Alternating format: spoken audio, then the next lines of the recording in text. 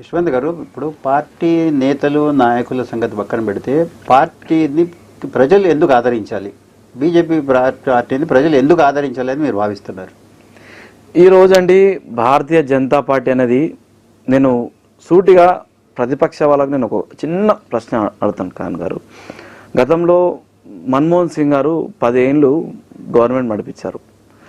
But వాళ్ళకి ఏంటంటే కూటమితోనే వాళ్ళు గవర్నమెంట్ నడిపిస్తారు. కూటమి అంటే డ్రైవర్ అదే స్పష్టమైనటువంటి అది మెజారిటీ లేనప్పుడు వేరే చిన్న చిన్న పార్టీల సపోర్ట్ తోని గవర్నమెంట్ ఫామ్ చేస్తారు. బట్ చిన్న ఎగ్జాంపుల్ ద్వారా నేను చెప్తా అంటే, ఒక బస్సు డ్రైవర్ మన్మోహన్ సింగ్ గారు ఉండే అండి. బస్ డ్రైవరు అంటే బస్సులో వీళ్ళంతా కూటమి members, bus driver Manmohan Singh గారు ఉండే. బట్ క్లచ్, గేరు, ఎక్సలేటర్ అన్నీ కూడా వివిధ పార్టీ వాళ్ళు. ఒక పార్టీ బ్రేక్ నొక్కినా మన్మోహన్ సింగ్ ఏం చేయలేడు, ఇంకో పార్టీ వాడు ఎక్సలేటర్ ఆపినా మన్మోహన్ సింగ్ ఏం చేయలేడు. కాబట్టి వాళ్ళు కొత్త కొత్త రిఫార్మ్స్ చేయలేకపోయారు. అంటే వాళ్ళ అంటే అవినీతి కుంభకంలో మునిగిపోయి ఉన్నారు. కాబట్టి వాళ్ళకు ఈ చట్టం తెస్తే వీళ్ళకు లాభం చేకూర్చదు. కాబట్టి ఎలాంటి డెవలప్మెంట్ లేకుండా ఈరోజు జీడిపి కావచ్చు, ఇన్ఫ్రాస్ట్రక్చర్ కావచ్చు, అనేక ఐటీ సెక్టర్ కావచ్చు, వివిధ దేశాల నుంచి సంబంధాలు కావచ్చు, ఎక్కడ కూడా ఆ 10 ఏళ్ళు కావచ్చు, అంతకుముందు కావచ్చు, ఎక్కడో మనకు లేదు. కానీ భారతీయ జనతా పార్టీ నరేంద్ర మోడీ గారు ప్రధానమంత్రి అయిన తర్వాత అందరూ అనుకోరు, అరే దేశం తిరుగుతుండ్రు, అక్కడక్కడ బాగా టూర్ ఎక్స్పెన్సెస్ అవుతున్నాయి అనుకోరు. కానీ ఈరోజు ఆయన అక్కడ తిరగడం వల్ల, ఆయన ఫ్రెండ్షిప్ పెంచుకోవడం వల్ల, ఈయన ఒక వాయిస్ వివిధ రాష్ట్రాల వివిధ దేశాలు వినిపించడం వల్ల ఇక్కడ ఈరోజు ప్రపంచ పటంలోనే భారతీయ జనతా ప్రపంచ పటంలోనే భారతదేశం అంటే అందరు కూడా గౌరవపడతారు. ఏ దేశంలో కూడా ఐఎమ్ ఇండియన్ అంటే చాలు వాళ్ళు మనకు మంచి రిసీవ్ చేసుకుంటారు.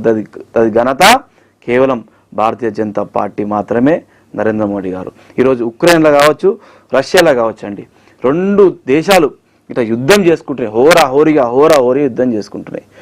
జస్ట్ ఒక్క మెసేజ్ పెట్టిండు నరేంద్ర మోడీ గారు, అయ్యా మా భారతదేశ విద్యార్థులు అనేక మంది అక్కడ ఉన్నారు, నివసిస్తున్నారు.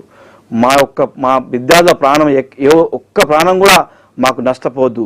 మీరు మాకు 2 గంటల సమయం ఇవ్వండి, మీ యుద్ధం ఆపండి, మేము మా జెండా పట్టుకొని మేము మా విద్యార్థులను తీసుకొస్తామని చెప్తే వాళ్ళు అంత ఉగ్రతమైన యుద్ధాన్ని కూడా ఆపి కేవలం భారతీయుల విద్యార్థులందరినీ కూడా ఎయిర్పోర్ట్ దాకా సాగనంపి వాళ్ళు యుద్ధం ఆపిరంటే దట్స్ కాల్డ్ భారతీయ జనతా పార్టీ, నరేంద్ర మోడీ గారు. మా కిషన్ రెడ్డి గారు కూడా ఢిల్లీ ఎయిర్పోర్ట్కి వెళ్ళి వాళ్ళకు పుష్పగుచ్చం ఇచ్చి ఆ విద్యార్థులను రిసీవ్ చేసుకోవడం కూడా జరిగింది. ఆ రోజు చాలా అందరం కూడా గౌరవంగా ఫీల్ అయ్యాం. భారతీయ జనతా పార్టీ శ్రేణులు కావచ్చు, అలాగే ఇక్కడ నివసించే అంటే భారతీయ జనతా పార్టీ అభిమానులు కావచ్చు, అందరు కూడా చాలా మంచి అంటే మెసేజ్ అనేది మేము పంపించడం జరిగింది ఈరోజు.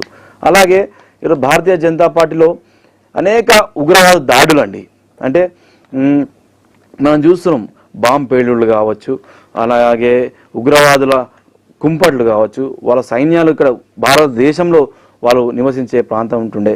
కానీ నోటు బందీ అన్న చాలామంది అంటే ప్రతిపక్షాలు విమర్శించారు, నోటు బందీ ఎందుకు చేస్తున్నారు. కానీ మన యొక్క నల్లధనం మన విపక్షమైన ప్రాంతాల్లో ఉంది కాబట్టి ఆ నోటు బందీ వల్ల ఈరోజు ఏ ఒక్క టెర్రరిస్ట్ కూడా డబ్బులు లేకుండా చేసిన ఘనత నరేంద్ర మోడీ గారు. ఈరోజు ఎక్కడైనా బాంబ్ బ్లాస్ట్ ఎక్కడైనా ఉన్నదండి, అంత ప్రతిష్టమైన ఈరోజు భారతదేశాన్ని మనం నిర్మించుకున్నాం. అలాగే మన సైన్యం కావచ్చు, మన పోలీస్ డిపార్ట్మెంట్ కావచ్చు, టెక్నాలజీ కావచ్చు, వాళ్ళ అన్ని రకాలుగా బుల్లెట్ ప్రూఫ్ జాకెట్స్ ఇచ్చి, వాళ్ళ ఎక్విప్మెంట్స్ ఇచ్చి ఈరోజు భారతదేశాన్ని ఫిట్ ఇండియా లాగా మనం నిర్మించిన కదా నరేంద్ర మోడీ గారిదండి. అందులో భాగంగానే భారతీయ జనతా పార్టీ మేము అందరూ ఆకర్షితులైతే ఉన్నాము. ప్రజలు కూడా ఈరోజు తండోపతండాలుగా బీజేపీ, వి వాంట్ బీజేపీ, అప్కి బార్ 400 పార్ అని చెప్పేసి జనాలు ఈరోజు ఆకర్షిస్తున్నారు. ఓకే, మీరు కరడగట్టిన బీజేపీ వాదిగా